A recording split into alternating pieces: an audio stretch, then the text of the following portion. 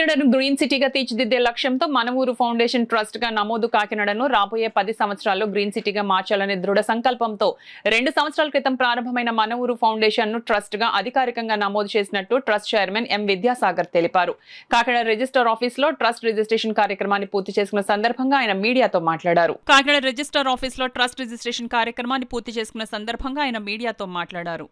మన ఊరు ఫౌండేషన్ పేరుతో ఈరోజు ఈ మన ఊరు ఫౌండేషన్ నేను మరియు ఇంకొక 6 సభ్యులతోటి ఒక ట్రస్ట్గా రూపొందించడం జరిగింది. ఎందుకంటే కాకినాడని రాబోయే 10 సంవత్సరాల్లో ఒక గ్రీన్ సిటీగా తయారు చేయాలనే ఒక దృఢ సంకల్పంతో కొంతమంది ఔత్సాహికులు మేము కలిసి మన ఊరు ఫౌండేషన్ని ఇంకొంచెం ముందుకు తీసుకెళ్లాలనే ఉద్దేశంతో దీన్ని ఈరోజు ట్రస్ట్ కింద రిజిస్టర్ చేయబడింది.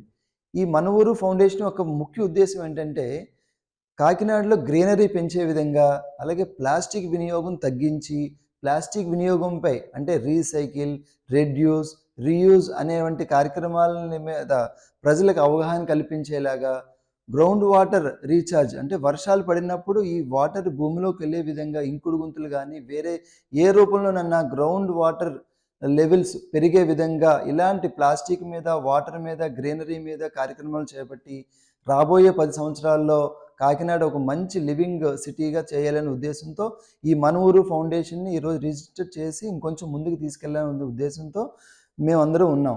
దీనికి ప్రజలు, ప్రభుత్వం, వివిధ ప్రభుత్వ కళాశాలలు వీళ్ళందరి సహకారం కూడా ఉంటుందని ఆశిస్తున్నాం. Thank you. నేను విద్యాసాగర్ మైల్పల్లి.